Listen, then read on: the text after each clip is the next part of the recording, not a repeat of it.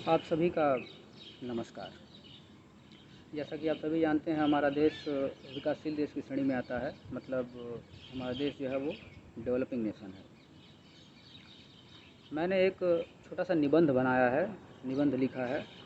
कई दिनों से इस पर गहन मंथन करने के बाद, या फिर कहे तो गहन मंथन नहीं, थोड़ी बहुत विचार विमर्श करने के बाद, खुद से चिंतन करने के बाद मैंने एक ये निबंध लिखा है, जिसमें कुछ टॉपिक पे मैंने कुछ वक्तव्य लिखा है कि क्या क्या उपाय अपनाए जाएँ जिससे हम हमारे देश को विकासशील देश की श्रेणी से विकसित देश की श्रेणी में, मतलब कि डेवलपिंग नेशन से डेवलप कंट्री में कैसे आएँ। जिसको मैंने एक यात्रा के दौरान लिखा है, गोरखपुर से लखनऊ की यात्रा के दौरान बस में मैंने लिखा है, रात के करीब 1:30-2 बजे के लगभग। मैं एक पेपर के दौरान पेपर देने के लिए जा रहा था वहाँ। तो इसमें मेरे जो टॉपिक हैं वो मेन टॉपिक है रिसोर्स अर्थात संसाधनों के बारे में, फंडामेंटल ड्यूटीज़ अर्थात जो हमारे मौलिक कर्तव्य दिए गए हैं हमारे संविधान में, सोशल ड्यूटीज़ हमारे जो सामाजिक कर्तव्य होते हैं, इसको नैतिकता के आधार पर आप ले सकते हैं, जैसे एथिकल ड्यूटीज़ हमारे, पॉलिटिकल ड्यूटीज़ हैं जो राजनीतिक कर्तव्य हमें अब पालन करने चाहिए। ये सारे इनमें से मैं बताता हूँ आपको। सबसे पहला, ये मेरा व्यक्तिगत ओपिनियन है, वैसे इससे कई सारे लोग प्रभावित होंगे, मुझे पक्का यकीन है, तभी मैंने ये वीडियो बनाने का फ़ैसला लिया है। आप सभी जानते हैं मैं हर रविवार को पौधारोपण करता हूँ, कोशिश करता हूँ। पौधारोपण करने से न केवल प्रकृति साफ़ सुथरी होती है, न केवल हमारा वातावरण साफ़ होता है, बल्कि कई सारे संसाधन भी मिलते हैं। जैसे अगर कोई फल का वृक्ष मैं लगाता हूँ तो उससे कई सारे लोग जिनके पास अगर वो अभाव में है तो उससे उस वृक्ष का फल उन्हें मिलेगा, उसकी लकड़ी मिलेगी, पर्यावरण को साफ़ करेगा, वो अलग बात है। तो मुद्दे पे आते हैं कि हमारे देश को विकासशील देश की श्रेणी से विकसित देश की श्रेणी में कैसे लाया जाए। जो मैंने निबंध बनाया है उसका पहला जो टॉपिक है, जो पहला खंड है, पहला पार्ट जो है वो संसाधन के बारे में अर्थात रिसोर्स के बारे में है। तो मैं बताता हूँ, रिसोर्स में जो हमारे मुख्य संसाधन है, जैसे जल हो गया, water, forest and petroleum, water, forest and petroleum. तो इन सारे संसाधनों का, जैसे पहली बात जल पे ले लिया जाए तो जल जो है, जल ही जीवन है, जैसा कि आप सभी जानते हैं। तो पानी की बर्बादी, आप अधिकांश हम ऐसे जगह पे रहते हैं, जैसे हम उत्तर भारत में रहते हैं, उत्तर भारत के मैदानी एरिया में रहते हैं, मतलब नॉर्थन प्लेन्स ऑफ इंडिया। यहाँ पानी की भरपूर मात्रा है, हमें कभी इसकी कमी महसूस नहीं होती है। मैं इस वीडियो में अभी जो बात कर रहा हूँ कि हमें तो ये मेरे अभी जो मेरे पास के जितने हमसे कनेक्टेड लोग हैं, मैं उनके बारे में बात कर रहा हूँ कि हमारे यहाँ पानी की कमी नहीं होती है जहाँ हम अभी रहते हैं। बाकी जगहों पे, हमारे ही देश में कई सारी जगहों पे पानी की बहुत ज़्यादा किल्लत है। तो पानी का हिसाब से प्रयोग किया जाए, पानी का हम कम से कम यूज़ करें। कम से कम कहने का तात्पर्य ये नहीं है कि हमारी आवश्यकताओं को हम ध्यान में ना रखें, हमारी आवश्यकताओं को ध्यान में रखें, बशर्ते उसका हम दोहन ना करें, शोषण ना करें, अनुचित प्रयोग ना करें, उसका प्रयोग करें हिसाब से। बारिश के पानी का भी हम बचाव करें, बारिश के पानी को हम बचाएं। दूसरा जो है फॉरेस्ट है, जंगल है, पेड़ पौधों की कटाई को हम रोक सकते हैं। कई सारे लोग होते हैं जैसे उसे मेरा क्या जा रहा है ये सोच के उसको डिनाई कर जाते हैं, लेकिन वो संसाधन हमारे हैं, हमारे देश की संपत्ति हैं, हमें उसका विरोध करना चाहिए। अगर हम देख रहे हैं कोई पेड़ काट रहा है, कोई हरा पेड़ काट रहा है, तो ये गलत है, इलीगल है, उसको आप विरोध करिए। Less usages of fossil fuels, जैसा कि मैंने इसमें लिखा है निबंध में मेरे, less usages of fossil fuels. जैसे फॉसिल फ्यूल हैं, जीवाश्म ईंधन है, जिसमें पेट्रोलियम, प्राकृतिक गैस, कोयला, ईटीसी इत्यादि ये सारी चीज़ें आती हैं। इन सब चीज़ों का, जैसा कि हम सभी जानते हैं, ये सारी चीज़ें लिमिटेड मात्रा में है हमारे धरती पे, बहुत कम है। इनका हिसाब से प्रयोग किया जाए, अगर आवश्यकता हो तभी किया जाए। जैसे बिजली है, बिजली का ही एक उदाहरण ले लीजिए। तो आप अपने घर में कभी भी बाहर निकलिए रूम से, फ़ैन बंद करिए, लाइट बंद करिए, जितनी आवश्यकता हो उतना ही प्रयोग करिए। मोटर का पानी का ध्यान दीजिए, पानी टंकी भर जाए। बहुत सारे लोग, मैंने देखा है, ये मेरे अनुभवों के हिसाब से मैंने ये वीडियो बनाया है, मेरा ये अनुभव है, मैंने कई सारी चीज़ें नोट की हैं, उसके बाद मैंने ये वीडियो बनाया है कि हम अपने संसाधनों का छोटा से छोटा, थोड़ा से थोड़ा अभी हम बचा के हम अपने देश में बड़ा बदलाव ला सकते हैं। इसीलिए मैंने ये वीडियो बनाया है कि आप सभी इस पे ध्यान दें। दूसरी बात यह है कि useful usages of electricity, useful usages of water, use by foot और बाईसाइकिल इंस्टीड ऑफ बाइक और car for less than 1000 metre. अगर आपको थोड़ी दूरी जाना है तो उसके जगह पे आप कार या बाइक का यूज़ ना करके आप पैदल जा सकते हैं, आप साइकिल से जा सकते हैं। इससे पर्यावरण भी हमारा साफ़ रहेगा और आपके स्वास्थ्य पे भी अच्छा सकारात्मक प्रभाव पड़ेगा। यूज्ड मशीन, प्लास्टिक बैग या बॉटल, इन सारी चीज़ों का, प्लास्टिक बैग हो गया, बॉटल हो गया, इन सारी चीज़ों का हम रीयूज़ कर सकते हैं। जो हमारे आर के कंसेप्ट हैं, कंसेप्ट ऑफ आर्स, आप सभी ने पढ़ा होगा इसके बारे में। कंसेप्ट ऑफ आर्स क्या होता है? रीयूज़, रिसाइकल, रिड्यूस, मतलब किसी भी संसाधन को कम से कम यूज़ किया जाए, किसी भी संसाधन का ज़्यादा से ज़्यादा रिसाइकिल किया जाए, किसी भी चीज़ का ज़्यादा से ज़्यादा रीयूज़ किया जाए, दोबारा प्रयोग किया। जैसे पानी की बॉटल होती है, कोल्ड ड्रिंक की बॉटल होती है, उसको आप कोल्ड ड्रिंक पीने के बाद उसको आप फेंकने के बाद भी उसको कई सारे उससे आप काम ले सकते हैं। प्लास्टिक का बैग हो गया, उसको आप कम से कम प्रयोग करिए।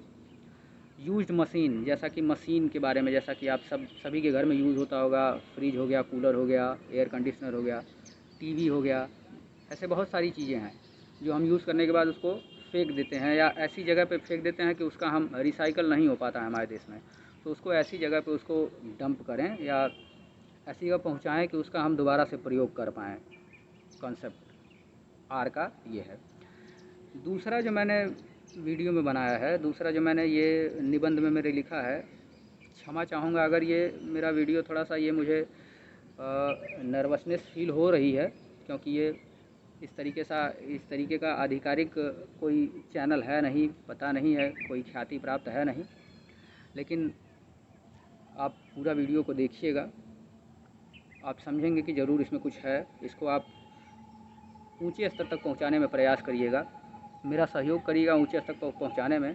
ऊंचे स्तर तक पहुंचाने का मेरा तात्पर्य यह है कि आप ज़्यादा से ज़्यादा शेयर करेंगे तो ये इसकी पहुंच ज़्यादा होगी, और पहुंच ज़्यादा होगी तो किसी अथॉरिटी लेवल के ऑफिसर या कोई हमारे जो प्रतिनिधि होते हैं, राजनेता से सरकार केंद्र स्तर पे या राज्य स्तर पे, उनके पास जाएगा। अगर वो इसको अपने संज्ञान में लेते हैं तो अगर इस पर अगर वो कुछ काम करेंगे, अगर ये अप्लाई करेंगे तो हमारे देश का विकास ही होगा। दूसरा जो मैंने ये बनाया है, इसमें जो फंडामेंटल ड्यूटी हैं हमारे संविधान में, हम सभी जानते हैं कि फंडामेंटल राइट हैं। राइट तो सारे लोग जानते हैं, फंडामेंटल राइट हैं कि हमारा अधिकार ये है, हम ये ऐसा कर सकते हैं, हम यहाँ कोई भी ट्रेड कर सकते हैं, कोई भी व्यापार कर सकते हैं, हम कहीं भी घूम सकते हैं।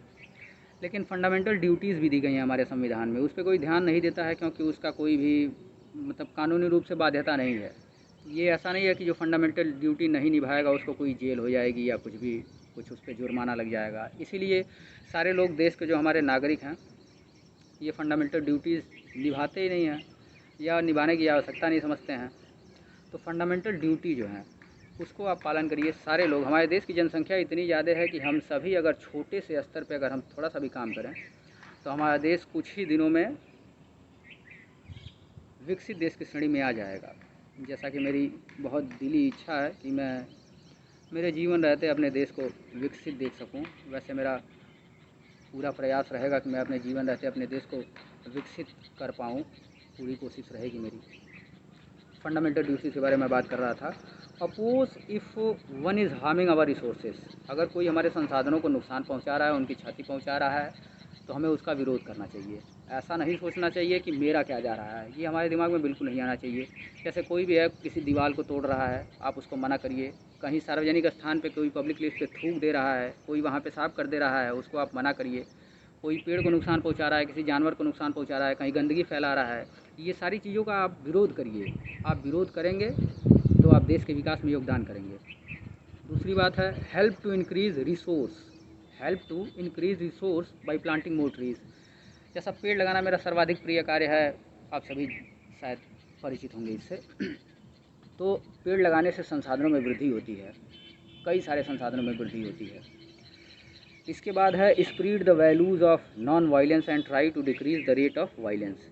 मतलब इस तरीके के मूल्य को हमें बढ़ाना चाहिए, फैलाना चाहिए कि कोई भी हिंसा में बहुत ज़्यादा व्याप्त ना हो। हिंसा करने से कई प्रकार के संसाधनों का नुकसान होता है। जैसे किसी को चोट लगा, उसका दवा का खर्चा, उसको चोट लगा उसकी पढ़ाई बर्बाद होगी, उसको चोट लगा उसके परिवार वाले परेशान होंगे, उसको चोट लगा उसका काम कई दिन के लिए बाधा में पड़ जाएगा। इस तरीके से वायलेंस को, जैसे हिंसा को आप किसी भी तरीके से प्रमोट ना करें, और ऐसा करें कि बातचीत से किसी भी मामले को बातचीत से सेटल करें। इसके बाद है spread the feeling of brotherhood in all people of society. हमारे समाज में बहुत सारी विभिन्नताएं हैं, जैसा कि हमारा देश इतना विशाल है, यहाँ हमारा कल्चर विभिन्नताएं बहुत ज़्यादा हैं।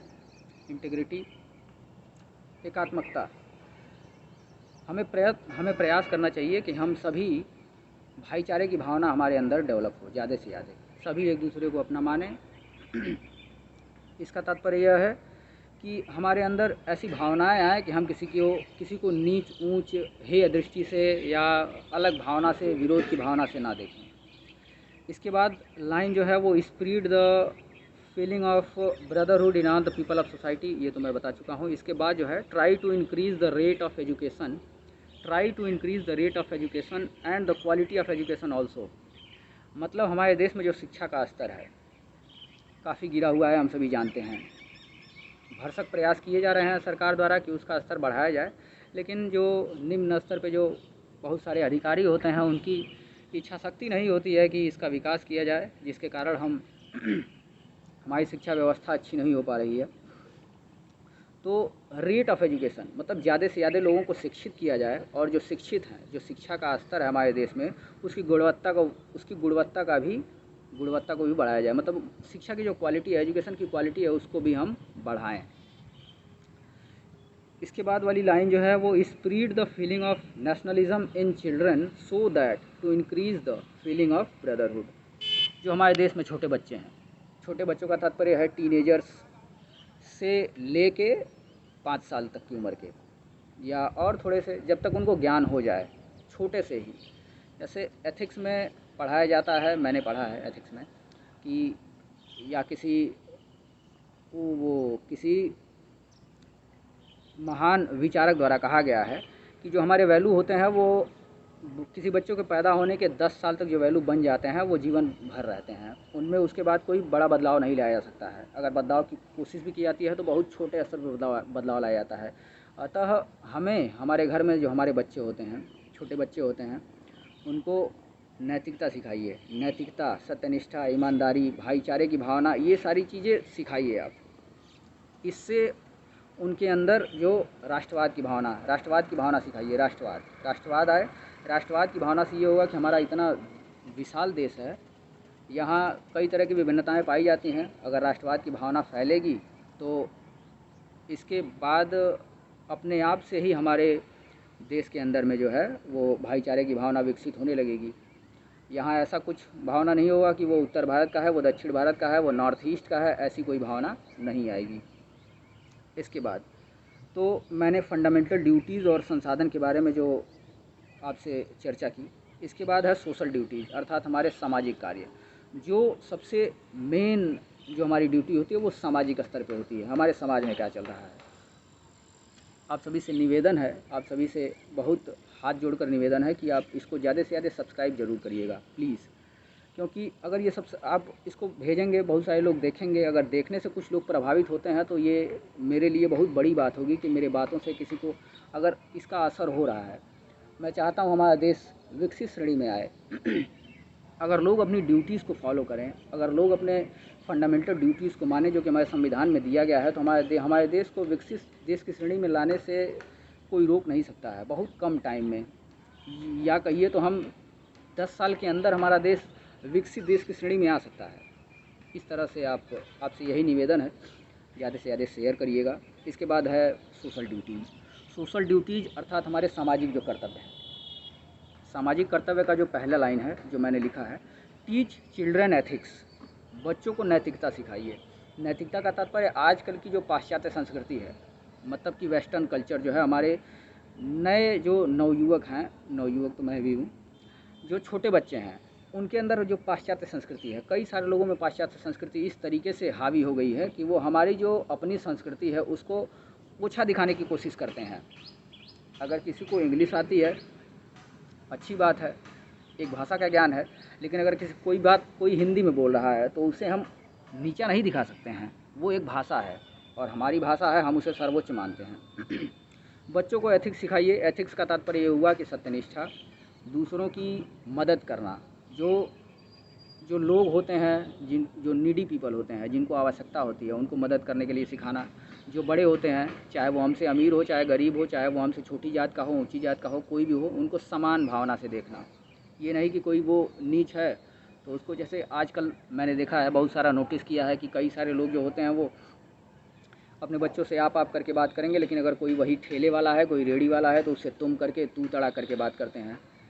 वहाँ उनका बच्चा भी देखता है, वही सीखता है, वो भी उनसे उसी तरीके से बात करता है। तो यहाँ हमारे यहाँ ये ऐसा हमारा कल्चर नहीं, हमारी संस्कृति ऐसी नहीं है। हमारे देश में वसुधैव कुटुम्बकम अर्थात पृथ्वी को परिवार माना गया है। तो इस तरीके से ये भावना अपने बच्चों में सिखाइए, जिससे कि वो नीडी पीपल की मदद करें, बी ओबीडियंट, आज्ञाकारी बने, रिस्पेक्ट अदर फीलिंग्स, दूसरों की भावनाओं को कदर करें, और भी कई सारे उनके अंदर मोरल वैल्यूज़ आएँ। मोरल वैल्यूज़ मतलब कि सामाजिक वैल्यू, सामाजिक मूल्य, नैतिक मूल्य उनके अंदर आए, नैतिक मूल्य। पक्षपात ना करें, वो हेय दृष्टि से ना देखें किसी को, समान भावना से सबको अपना समझें, किसी को दुख पहुंचाने की चेष्टा ना करें, ईर्ष्या की भावना, जेलसी की भावना उनके अंदर ना आए। इसके बाद जो मैंने लाइन लिखा है वो लिखा है महिलाओं के बारे में और लड़कियों के बारे में। डोंट शो मर्सी और sympathy to women and girls. महिलाओं के प्रति मैंने कई सारे लोगों को देखा है कि वो महिलाओं को उनके मतलब, आप एम्पैथी का मतलब होता है समानुभूति। समानुभूति मतलब जैसा दूसरा सोचता है वैसे मैं भी सोचूं। सहानुभूति, सिंपैथी का तात्पर्य होता है कि अगर कोई कष्ट में है तो मेरे मन में ये आया कि वो बड़ा तकलीफ़ में है बेचारा, इतना सोच के और उसकी थोड़ी 2-4 10 रुपये 50 रुपये मदद करके, या उसको कुछ खाना खिला के उसको छोड़ दिया, आगे चल दिया, मेरा काम ख़त्म। ये सिंपैथी होता है। एम्पैथी का मतलब ये हुआ कि वो जिस कष्ट में है उसको मैं खुद फील करूँ, मैं खुद सोचूँ, ये एम्पैथी होता है। तो महिलाओं के लिए, चाहे लड़कियों के लिए, कोई लड़की है चाहे कोई महिला है, उस पर आप दया मत दिखाइए, या उन पर आप दया मत दिखाइए। बस उनको just let them equally participate, उनको केवल समान भावना से इक्वली पार्टिसिपेट, उनको समान सहभागिता का अवसर दिया जाए, कि जो अवसर हमें दिया जा रहा है वही अवसर उन्हें भी दिया जाए। अर्थात मेल फीमेल में किसी भी प्रकार का कोई पक्षपात ना हो, यही उनके लिए ज़्यादा है। डोंट लेट देम फील, उन्हें ऐसा महसूस कराने की कोशिश ना करिए कि वो शारीरिक रूप से कमज़ोर हैं। यही उनके लिए बहुत अच्छा है कि आप उनको इक्वली पार्टिसिपेट करने दें, अर्थात उनके लिए बराबरी का माहौल क्रिएट करें। Promote to live in joint family if possible, so that, अगर ये संभव है, मैक्सिमम अगर ये संभव है, अगर असंभव नहीं है, अगर संभव नहीं है तो ही आप न्यूक्लियर फैमिली को चूज़ करें। न्यूक्लियर फैमिली जो पाश्चात्य संस्कृति की ही देन है हमारे देश में। जॉइंट फैमिली में रहने का प्रयास करिए, सारे लोग जॉइंट फैमिली में रहें, जिससे बच्चों में नैतिकता की भावना अपने आप से ही उपज लेती हैं, नैतिकता की भावना पैदा होती हैं। न्यूक्लियर फैमिली में रहने से संसाधनों की बर्बादी भी होती है। अगर आप जॉइंट फैमिली में रहते हैं, कई सारे लोग एक घर में रहते हैं, तो एक टीवी रहेगी, एक फ्रिज रहेगा, एक रूम में 2 से 3 लोग रहेंगे। न्यूक्लियर फैमिली है, 4 भाइयों में बढ़ गया है परिवार, 4 भाई में 4 चूल्हे जल रहे हैं, संसाधन की बर्बादी हो रही है। तो इस तरीके से जॉइंट फैमिली से हमारे देश के संसाधन की भी कम बर्बादी होगी, या बर्बादी नहीं होगी, ये ऐसा हम कह सकते हैं। तो इसके बाद वाला है let your children to get rid of patriarchy system. सबसे बड़ी बात, अपने बच्चों में पैट्रियार्की सिस्टम अर्थात पितृसत्तात्मक समाज जो है, अपने बच्चों में जो पैट्रियार्की सिस्टम वाली व्यवस्था है उनसे उनको छुटकारा दिलाइए। उनके मन में ये ना आए कि जो मेल होते हैं वो फीमेल से सुपीरियर हैं, ऐसी भावना ना प्रमोट हो किसी भी बच्चे में। मैंने देखा है, ये जो मैं सारा ये लिखा हूँ ये सारा मेरा अनुभव बता रहा है, ये सब मैंने अनुभव किया है, ये मेरे जीवन के अनुभव हैं जो मैंने लिखा है। तो लड़कियों को इक्वली ट्रीट नहीं किया जाता है। आज भी हमारे देश में कई सारे लोग हैं, मतलब कुछ लोग हैं जो इक्वली ट्रीट करते हैं, लेकिन बहुत सारी अभी रूढ़ियाँ और पुरानी परंपराएं ऐसी चली आ रही हैं कि लड़कियों को हेय दृष्टि से देखा जाता है, उनको इक्वली ट्रीट नहीं किया जाता है। तो सबको समान भावना से रखा जाए। प्रमोट, क्या बता रहा था, so mercy sympathy, promote, don't promote caste system, less. तो पैट्रियार्की सिस्टम की बात कर रहा था मैं, पैट्रियार्की सिस्टम अर्थात किसी भी घर में ये ज़रूरी नहीं है कि कोई जो गार्जियन होता है वो हमेशा मेल ही हो, गार्जियन फीमेल भी होती हैं और उनको समान महत्व देना चाहिए। पैट्रियार्की सिस्टम का तात्पर्य ये नहीं है कि महिलाएं अगर महिलाएं घर का काम करती हैं तो पुरुष भी घर का काम कर सकते हैं। महिलाएं बर्तन धोती हैं, पुरुष भी बर्तन धो सकते हैं। महिलाएं पोछा लगाती हैं, पुरुष भी पोछा लगा सकते हैं। इसमें कोई गलत बात नहीं है, सारे लोग समान काम कर सकते हैं। अगर कोई महिला, आपके घर की कोई महिला हैं, वो बाहर काम कर रही हैं तो आप उनके लिए घर का काम कर सकते हैं। इसमें कोई जोरू का गुलाम वाली कोई बात है नहीं, इक्वली ट्रीट करना चाहिए सबको। तो पैट्रियार्की सिस्टम, पितृसत्तात्मक समाज का हमें विरोध करना चाहिए। जो नवयुवक हैं, नव पीढ़ी हैं, उनसे मेरा विनम्र निवेदन है कि आप पितृसत्तात्मक समाज का विरोध करिए। अपने घर से शुरुआत करिए, समाज से शुरुआत करिए, गांव से शुरुआत करिए, देश में बढ़ेगा ऐसा तो इस तरीके से हमारा देश विकसित होगा। इसके बाद है don't promote the caste system. ये जो जाति प्रथा है बहुत गंदी चीज़ है। ये जाति प्रथा, ये पहले जो पुरोहित थे, कुछ चोर प्रवृत्ति के, गंदी प्रवृत्ति के जो थे, सबकी बात मैं नहीं कर रहा हूँ क्योंकि एक्सेप्शंस आर ऑलवेज देयर, अपवाद हर जगह होता है। तो उन्होंने अपनी कोई वो पेशा चलाने के लिए, वो पेशेवर टाइप के थे, दूसरों को लड़ा भिड़ा के अपना फ़ायदा वहाँ से लेने की कोशिश करते हैं, जैसे फूट डालो और राज करो वाली नीति। तो आप जाति व्यवस्था को, जाति प्रथा को प्रमोट ना करिए, सबको बराबर समझिए। अगर आप किसी अपने बच्चे को जाति प्रथा के, मतलब कोई अगर नीच लोअर कास्ट वाला कोई है, कोई किसी दूसरे वर्ग से आता है, किसी दूसरे वर्ण से आता है, तो उसको आप अपने बच्चों में इस तरीके की भावना ना उत्पन्न होने दीजिए और ना ही आप इस तरीके से ट्रीट करिए, क्योंकि आप क्या देख के ही किसी भी बच्चे का पहला विद्यालय उसका घर होता है। आप अपने घर से शुरू करिए। हमारे देश में सारे लोग समान हैं, सबको समान महत्व दीजिए, सबको समान सम्मान दीजिए। इसके बाद है also don't promote the caste system and also reservation except the economical basis. मैंने ये लिखा है, मैं सामान्य परिवार से बिलोंग करता हूँ, जनरल कैटेगरी, ब्राह्मण हूँ। तो ये जो है, मैं रिजर्वेशन का विरोध करता हूँ। जिस प्रकार का रिजर्वेशन हमारे संविधान में दिया गया है, ऐसा रिजर्वेशन नहीं होना चाहिए। मेरे संज्ञान में बहुत सारे ऐसे लोग हैं जो उनके जाति के हिसाब से वो SC ST कैटेगरी में आते हैं, लेकिन वो मेरे से कई गुना बहुत आगे हैं अर्थव्यवस्था के आधार पे।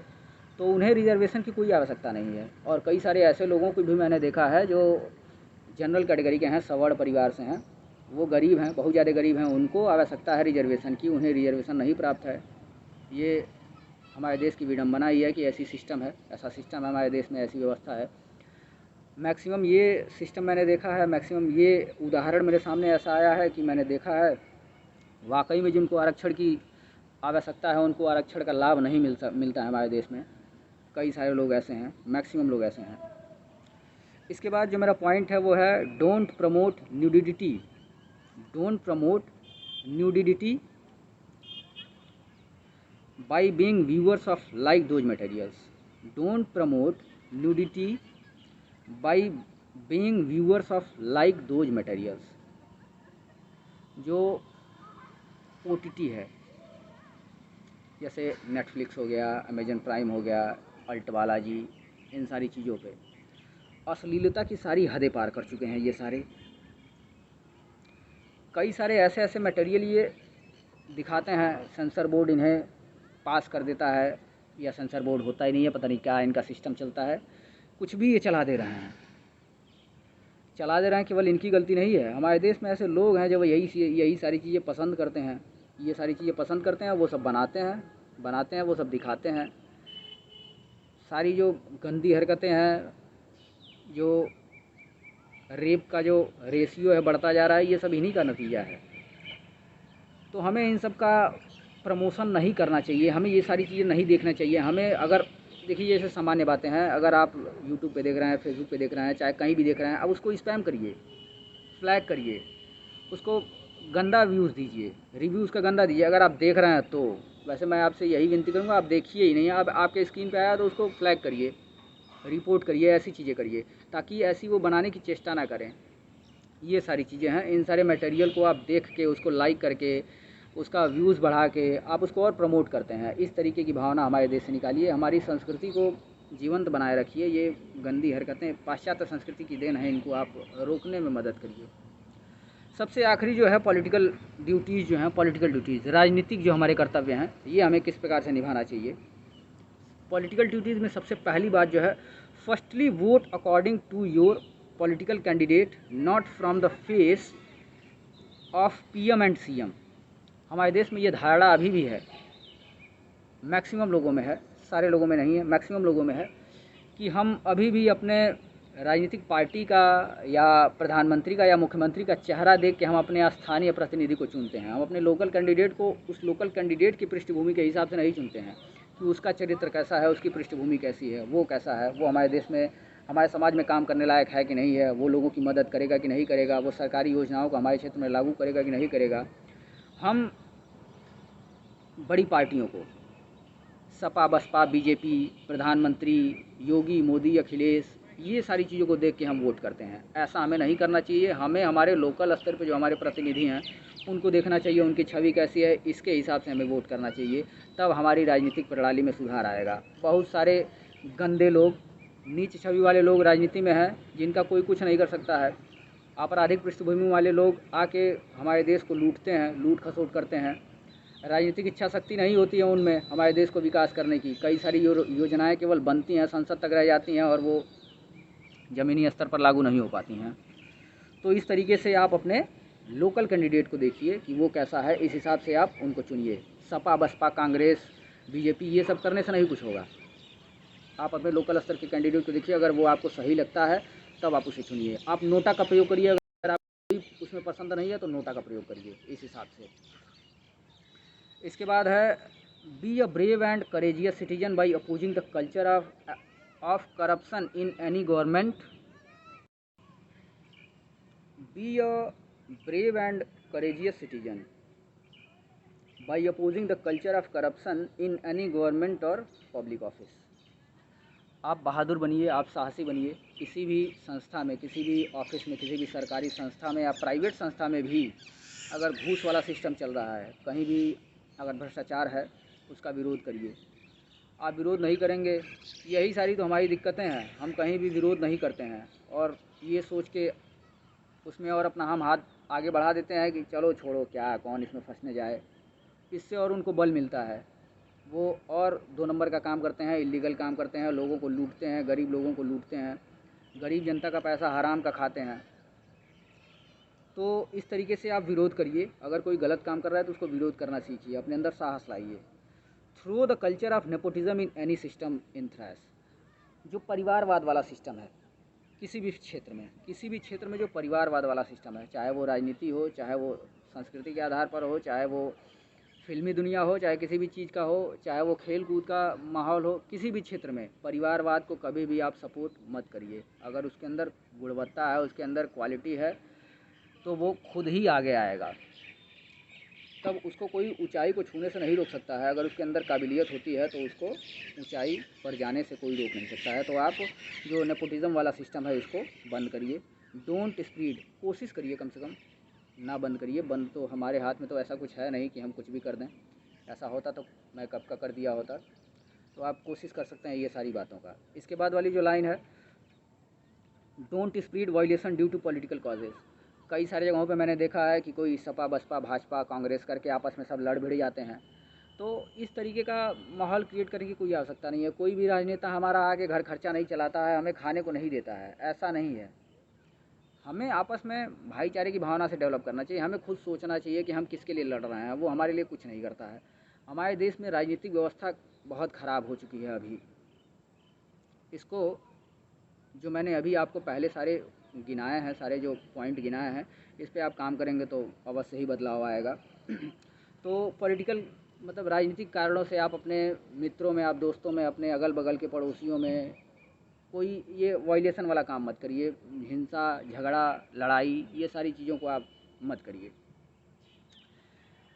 इसके बाद वाला जो सिस्टम है, oppose the electoral system where representative and voter are not equally treated. ये जो आखिरी लाइन है ये मैंने आज ही लिखा है इसमें।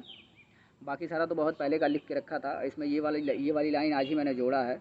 ये ऐसी बात है कि जैसे हमारे राजनीतिक व्यवस्था में ऐसा है, हमारे संविधान में लिखा गया है, ऐसा है कि जो कैंडिडेट होते हैं, जो पॉलिटिकल कैंडिडेट होते हैं, चाहे वो सांसद हो चाहे विधायक हो, अर्थात मेंबर ऑफ़ पार्लियामेंट हो, मेंबर ऑफ़ लेजिस्लेटिव असेंबली हो, ये सारे जो होते हैं, अगर इनकी आपराधिक पृष्ठभूमि भी होती है, बस इनका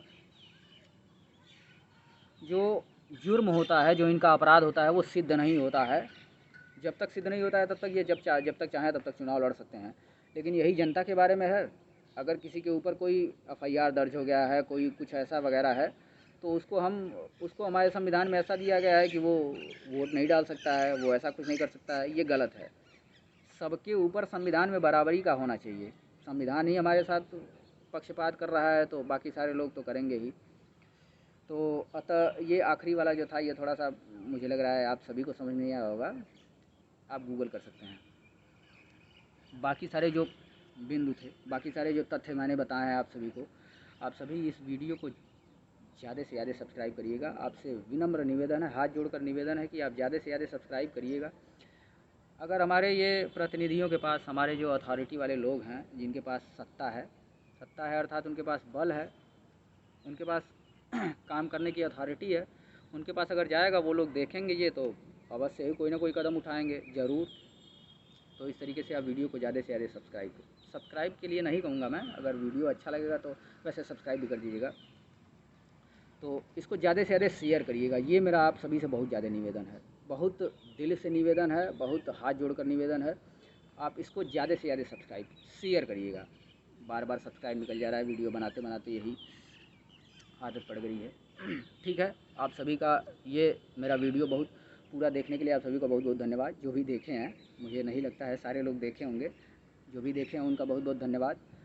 और आपसे ये आखिरी बात है, आखिरी बार ये कह रहा हूँ, आप ज़्यादा से ज़्यादा इस वीडियो को शेयर करिएगा, ताकि ज़्यादा से ज़्यादा लोगों के ये दिमाग में आए कि मैंने जो भी ये मैक्सिमम इसमें मेन काम है, आप फंडामेंटल ड्यूटी निभाइए। फंडामेंटल ड्यूटी निभाएंगे तो बहुत बड़ा प्रभाव पड़ता है। ठीक है, आप सभी का एक बार फिर से नमस्कार। ज़्यादा से ज़्यादा वीडियो को शेयर करिएगा। नमस्कार।